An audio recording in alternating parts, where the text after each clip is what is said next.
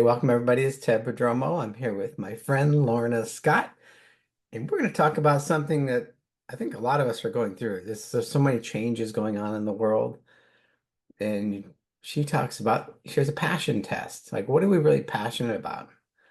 People ask me that today, and it's like, well, my answer is very different than it was even 5 or 10 years ago. So I'm going to have Lorna share the passion test with us. Welcome, Lorna. Hi, thank you so much for having me, Ted. So, what are you passionate about? Not What to am put I? you on the spot. We're just going to start right off the top of the ball here, aren't we? I'm passionate about helping people find their passion and to believe in themselves, believe that they can do what they want, and that nothing's out of reach. I think you've been on the same kind of journey as me, the personal development journey. We're always learning and trying to become better people. And passion test is one of those things, right? When you're looking for your customers, that you go through that. Who's your ideal customer? And it comes down to who do I love working with? Kind of at that stage. I don't know about you. Is that true with you too? Oh, definitely true. And I think we find that out by working with the wrong customer quite often is the signal. And if we could shortcut that by knowing ahead of time who it is we want to work with, then it just makes business a whole lot easier. It's a lot more fun jumping out of bed to go and work with your clients or your customers. And definitely the self-development journey is what led me to the passion test. That's been a big part of my life since the Chicken Soup for the Soul book first came out in 1995. That was one of the years that was significant for me between that and an Oprah book club book called Simple Abundance for Women. Um, but it was through following Jack Canfield and being involved in his community that I found the Passion Test and Janet Bray Atwood.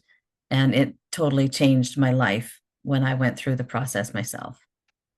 And it's kind of for years, like they to describe your ideal client. And it's like Jane is 42 and she's a senior vice president and she makes 120,000 a year and she drives a BMW and she lives in the suburbs with her husband with 2 kids. It's always about, we're thinking that way, but when you flip it around, like, who do I really want to work with? Who am I passionate about working with and who am I passionate about helping? It makes it so much easier. It does. And I've come up with a framework on the ideal client because we're when we step into marketing, or at least it's been my experience, and from what I've seen, the experience of many people, it is that demographic information. I remember filling out those forms that, in a coaching program I was in. How old are they? How many kids do they have? Do they like to go to Disneyland? Like Right. what do they like? And so that information is all important because there is a difference for many people in business who, whether you're serving somebody who's nearing retirement, they're in retirement, or if they're a young family just starting parenting, or if they're a family where the kids are starting to go to college, those are all significant changes in life. And so the demographics are important. Uh, we want to go deeper than that Yeah. because we want to be working with people who are like our best friends and that we love to spend the time with. So I have a framework that I call that's ideal for your ideal clients. So I is interests. So it's knowing what hobbies they like, what do they do, who do they hang out with, what conversations do they have. Uh, my ideal client wouldn't likely be somebody who is a big football what like sports of just about any kind these Right. days. Golf maybe a little bit. It's just, but if that's who you would like to have conversations with, then those are the kind of clients you want to have. Uh, with what their interests are and what their day-to-day life is. And then D is their desires. What do they dream about? What are they desiring? And you want to know your passions to be able to answer that question because when you know what you're passionate about, you can see what these desires of other people have and whether they match yours and whether you're going to match working with them and they're going to be the kind of people that light you up. And then E is emotions. So we want to know what they feel and what are they angry about, frustrated about, what are they happy about, what are they excited about, what do they worry about. We want to tap into those emotions. And then A is their attitudes and beliefs, because we want to know what they're like. In a conversation with someone yesterday that I was doing the passion test, and the first thing they said was, I'm not money driven. And that attitude's important. If you're not a money driven entrepreneur, and most heart centered people who are wanting to build a business are not money driven, they're service driven. But if you get a client who is totally money driven, I could almost guarantee it's going to just go really bad, because they're not in touch. So it's knowing what the beliefs they have. And part of that in the marketing piece of it is that you want to know what beliefs they have now, that you want to walk them through so they have a change in belief. So for me in the passion test, one of the things that I want people to believe that they might not believe now is that if they know what they're passionate about, that they will be able to attract the people into their life that they want to work with, that their life will be different. They really truly can go through a day of working with their clients and customers, and at the end of the day go, that was a fabulous day, and not be totally exhausted and feel like your soul was sucked right out of you. Yeah. And then L is lifestyle. And that can be anything about whether you like to travel. For me, the lifestyle is more about time zones and being able to work with people who are okay with working in my time zone in the hours that I want for my business, because I think that's the other piece of having that passionate business, is knowing what works for you, and the time of day, how many times a day you're going to meet with someone. Are you going to do if you're a coach, are you going to coach 3 days a week? Are you going to coach 1 day a week? It's knowing what your lifestyle is.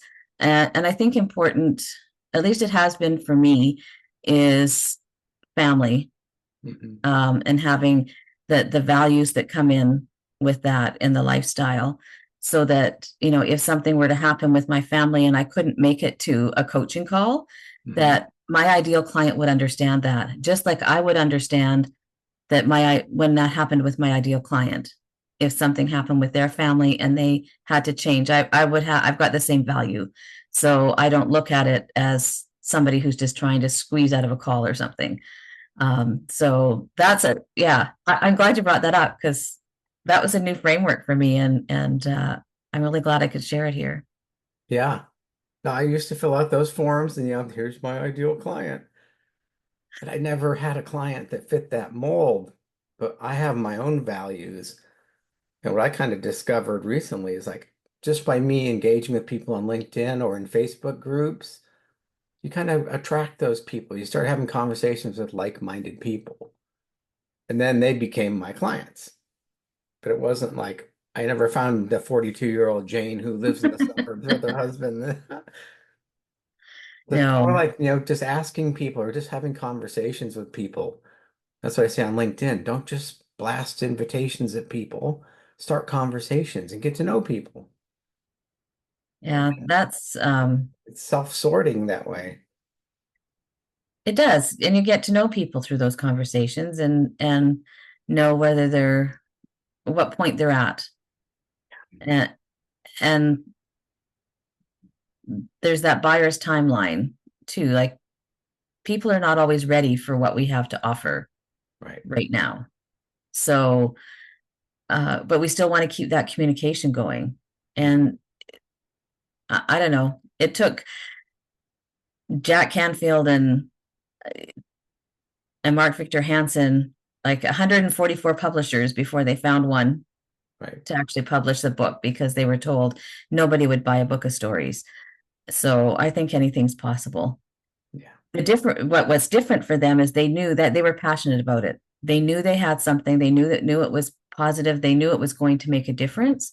And so they kept at it for 2 years, 2 full years, that they worked through that before they found somebody to publish the book. Yeah. And that's where knowing your passion comes into your motivation and your determination to follow through. It's not that discover the passion and like tomorrow you're going to have a list full of clients and and or customers or whatever the business might be. And, the end of the month, you're going to, make a record breaking month. It doesn't always happen that fast.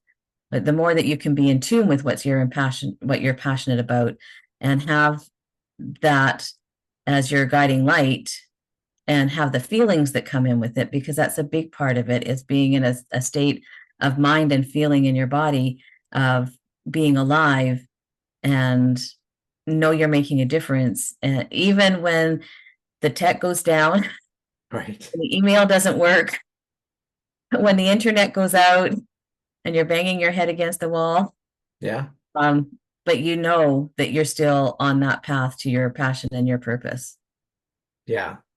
I found over the years, sometimes I'd be chasing money instead of chasing what I really wanted to do. You kind of hit that point, I got to Yeah. make some money. So you start becoming a person that you really aren't. And I attracted the worst clients if I got clients. But when you're really clear on what you stand for and what you are really like doing, I don't know, it just projects a different energy out. Do you find that? Yeah. Oh, definitely. I do. And I mean, I feel like I'm living in that kind of in that mode right now. In, am I doing what I love to do? And there is something that I love to do with marketing. There's definitely, conversations that I can't keep myself away from. But I think what I recently see is was my why of why I would do that. Yeah. Um, so it's not necessarily for the love of marketing, it's for the love of helping that person be able to live the life that they want to live, and to be able to live their passion. And I didn't have that within me. I had, wherever it went, it buried. And that's why we do things like the passion test, and why we talk about living with passion and purpose, because sometimes life happens and we lose that little spark, but that spark is still there and just needs to be ignited. And living with that purpose and keeping it in mind just keeps us, it's a reminder every day of Yeah. what we're here to do. So for me, at one time, my passion and purpose to help people live the best life that they want, to live with passion, and to be who they are and believe in themselves, was helping family caregivers. And that season of my life is over. And now it's delved into marketing. So can I help marketers do that? I believe I can, Hmm. but it changes when my view changes, Yeah. when I see the purpose. And is there another group that I might be able to help? Absolutely. Yeah. Um, but the uh, people I've worked with so far in the marketing world that I've been in recently, or for I guess a few years now, are totally blown away when they take the passion test. Hmm. So yeah, I don't know where that's going to go. Um, but if I can help people see themselves and see not just to see the beauty of themselves, but to see them live the way that they want to live. Yeah. That's that was my goal when I took the passion test. Uh, sorry, I'm gonna back up. It wasn't the goal when I took the passion test. Hmm. When I took the passion test, I took it because my husband was dying of cancer, and I had supervised a lady whose husband had died of cancer, and she was so bitter. 10 years later, she was really bitter, and I didn't want to be that person. Yeah. I knew that I was going to have a different life, and I wanted to be able to have my life. I didn't want to lose who I was Hmm. through the process of caregiving for my husband. And that was just one of my biggest fears, is that I was going to lose me Yeah. and him.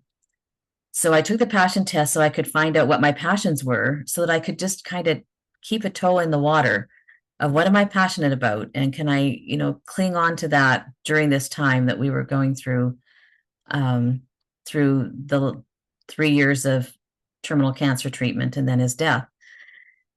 And what surprised me was my number one passion was caring and supporting him. Yeah. And when it turned into what I thought I didn't want, And I lived that. We lived in 3 years.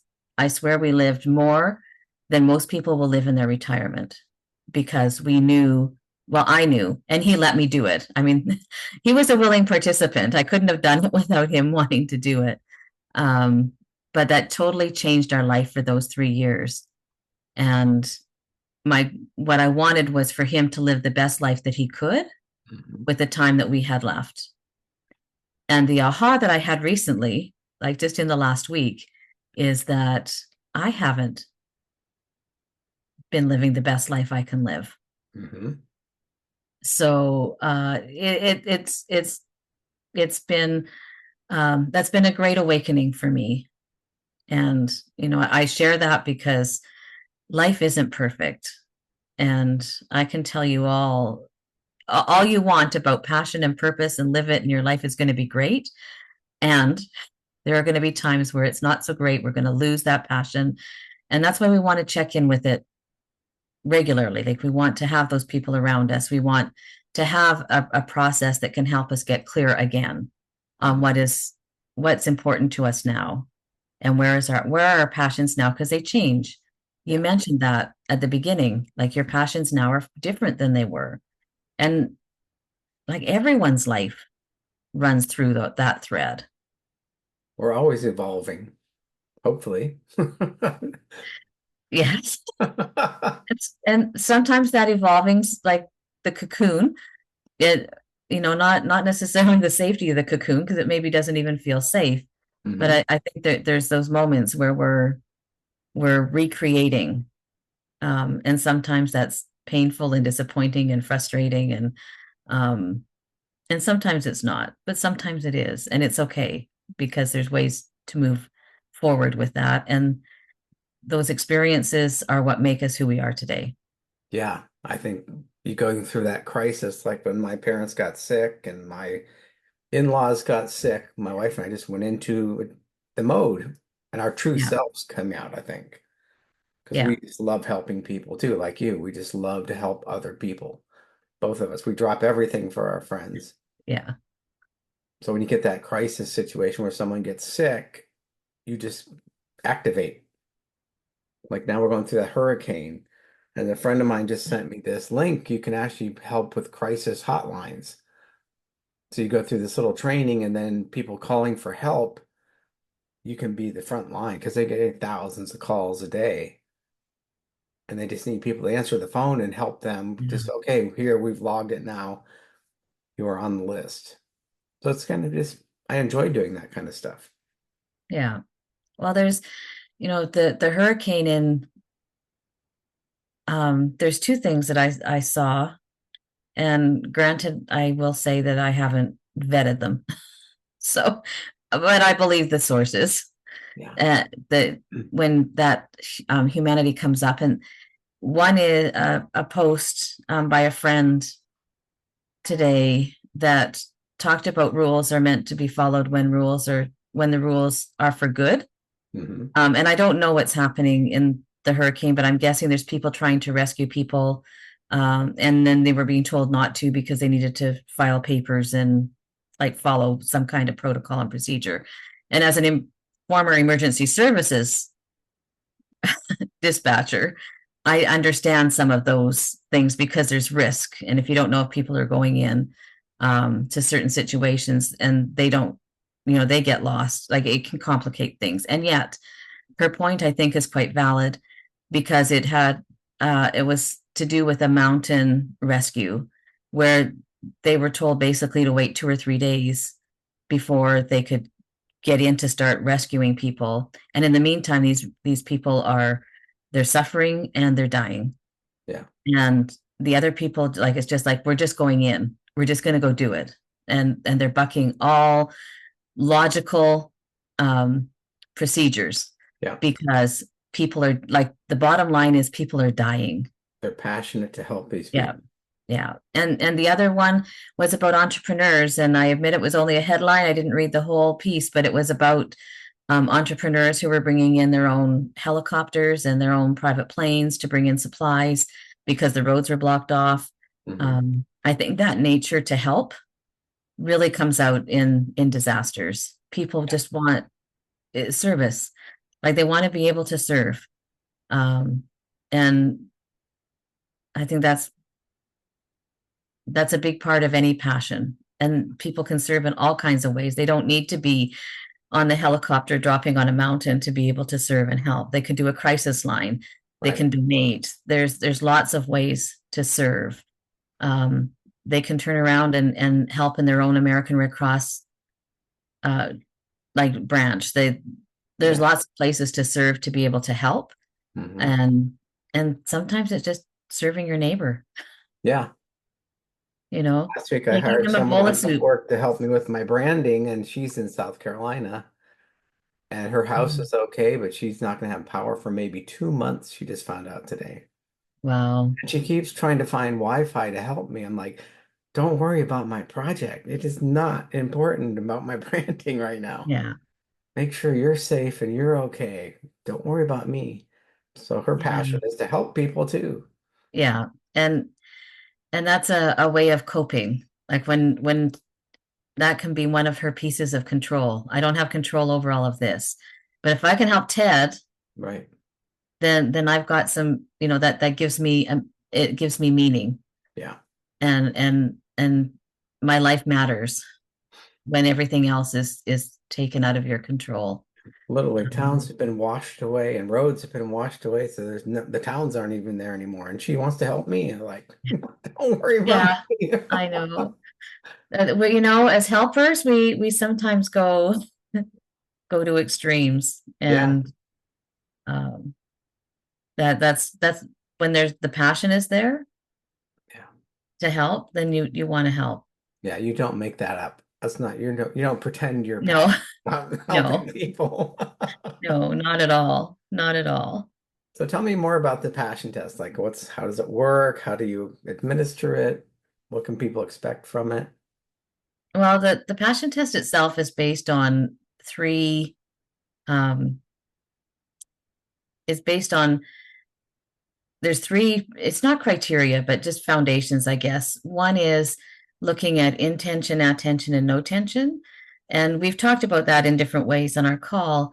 That when we decide something and we have an intention, like we intend to live this way, we intend to live with our values, we intend to make these choices because they line up with what we've decided, what is passionate, and then we act on that passion, which is the attention that we move towards that, we make choices towards that, and then the third part of that is no tension.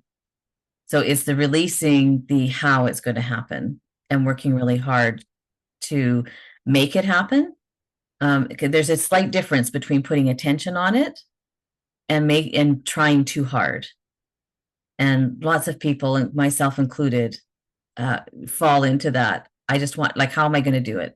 And I'm going to do it this way. And I get really focused and going in one direction and don't necessarily see where I've fallen off that path and trying too hard to make the how work.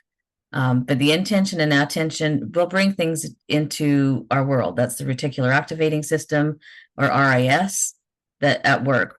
Um, we were talking before we went on the call about seeing when you go buy a new car and you think it's unique because you never saw any cars like that before, and then once you buy it, you see the same car all over the place. Yeah. That's because we're giving the filter of our brain the information to look for that now. So, I mean, anyone who's listening to the call right now, I would challenge you tomorrow to wake up saying, I'm going to see a red car, and see how quickly that happens just by having that thought.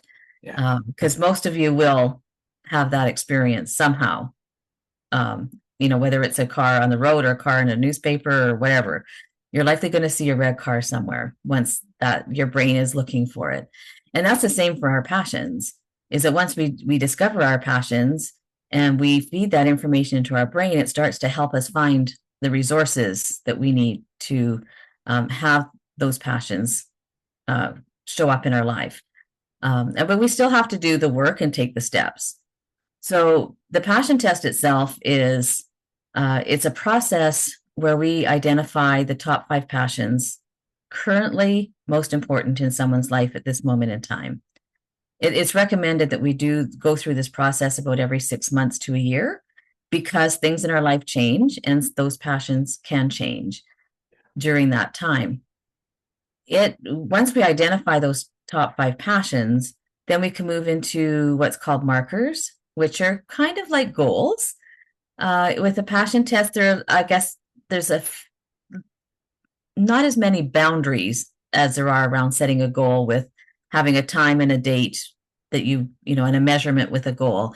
So the markers are like evidence, they're signposts that you are living your passion.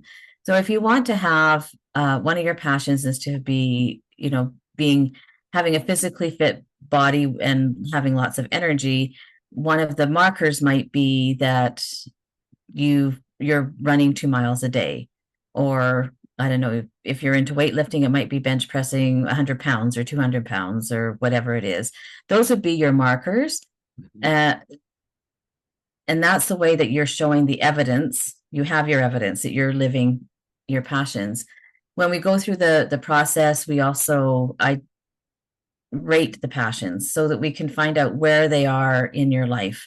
How much are you already living the passions? Because if you're living them already, then there's not a lot of more effort to put into them. You just keep doing what you're doing. And if they're not evident in your life a whole lot right now, then you know that those are the ones to start working on. And creating the markers are important. So you've got your evidence, and then creating a plan as to how you're going to start bringing in more of that passion into your life and what that means to you. And then there's other things that we can go into with, going into the goals, into goal setting. That's one of the things that I switch into from the passion test into some of the Canfield training. With the transformational training is I will also work with people setting their own vision and their goals, their action steps, their strategies, and other things about how to get feedback, what to do with that feedback, what to deal when you run into fear. So that's part of what I do. It kind of all, as we move forward from doing the actual passion test process, then we go into, so how do I make this happen? And have all of those pieces in there. So are passions related to values, or are they different or similar?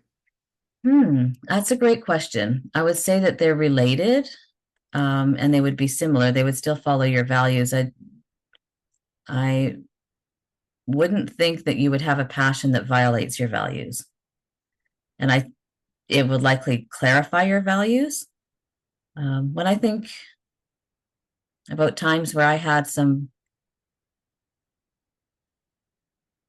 values, passions, conflict, I'm not sure which one came first, but yeah, I was in a job that I thought was going to work out really well for me because it was working with victims of crime. And so it was a victim services, and it was part-time, which was what I wanted because I was building a business at the same time. And it's work that I've done before that I'm really, really good at. And it ended up to be as a coordinator of the program. So I didn't actually get to work with the volunteers, which is another part, of my passion of helping people become the better people that they want to be, is training and coaching. And that was a group that I thought I could make a difference with. Yeah. But the volunteers would come in the evening and read whatever I left, and I did the work during the day. So I had little contact with them because most of them worked. So it became a very lonely job in this little office that I had all by myself all day long. And the committee, that the program committee didn't want any changes. They just wanted to run the way that it did. And that's where I ran into the conflict with my values and my passions. Yeah. And that's the demarcation line for me of when I've really discovered my passions and my values. I needed to be with people. I needed to know that I could help people and that I could be creative and build and create. That if I couldn't create something, that did not feed me. Status quo is not me, which is why one of the reasons I think that I'm really good at helping other people because I I see creative possibilities for people Mhm. that they don't see for themselves. Yeah. When the marketing CEO for Jack Canfield called me the creative solution finder because that's part of what comes out of when I'm working with people is Hmm. to help them see different solutions and different opportunities that they don't see. Oh, we have our blinders on. Yeah, yeah. So that's maybe a longer answer to that question, but I think they are certainly connected. Oh, I had a Mm. sales experience about 10 years ago. My passion is to help people and help people with LinkedIn. And I was in a coaching program with Frank Kern, and he was teaching us to do, how to sell our services. And it was working. But I told him I come across a lot of people that don't have any money. They don't have, they can't afford me. They're not ready to work with me. So I turned down a lot of people. He goes, well, you should work with everybody. You should take their money. I said, you're leaving millions of dollars on the table. I said, my values are honesty and integrity. So I couldn't Mhm. put people into debt knowing that it wouldn't work out for them. And he's like, well, you just got to take their money. I'm like, no, I don't. Oh, So my no, passion and my values, they weren't matched up. yeah. But Well, and in- I think many helpers, heart-centered entrepreneurs, run into that struggle of what do I do when somebody can't pay yeah. because our values and our passion are still wanting to help them. Hmm. And I really like the idea of being able to find a different way to help them if we can. Yeah. So if they can't do one-on-one, is there a group that would help that group of people who maybe can't afford the private coaching? Yeah. Or is there, could you do this, not necessarily you, but somebody could do a series of 3 videos that they have out for free that would help, get people started, just to help us who know that the people who can't afford it still really need it, and Hmm. we really want it for them. Uh, that there's other ways, and inviting to a free Facebook group or a email list. There's still ways to help that it's, but we without having to take their money and make it worse for them. Yeah. Like that's, I mean, you're absolutely right. Why would we want to make it worse for them? Right. And I also believe that people are very resourceful, and sometimes when the time is right, they do find the money, Right. and we just have to let them have their own journey. Yeah. But it doesn't mean that we have to abandon them. Depending on, I mean, I guess depending on your business. I mean, if you're selling TVs, well, you're still not going to abandon them. Right. Like if they can't. Either you can sell them a different TV, you sell them no TV, but you send them a postcard every 3 months, or you make a phone call every 3 months, or you still there's different ways to still serve if that's I if would that. give them resources. I'd say, here's some good resources that are free, help you Mhm. get to the point where I could help you, Yeah, or refer them to someone that could help them maybe that yeah, had a better skill set that they needed the help with. yeah, yeah. That makes way more sense to me Yeah. than trying to take money from somebody who can't. But that's what these internet marketers did for Mhm. years till the FTC stopped it. They had call centers. And they said, use other people's money. Here, we'll give you a Visa and we'll take a cash advance out. You can do the coaching for $5,000 and pay for it later on your Visa. Like, oh my God. Yeah. They got shut down Oh, finally by the FTC, but that's what was going on in the industry. yeah. And I just, my Oh, honesty and integrity, like, I can't rip people off. no, no. And some of their, I've succumbed to some of those But we all for have. sure. Yeah. Yeah. Yeah. Definitely.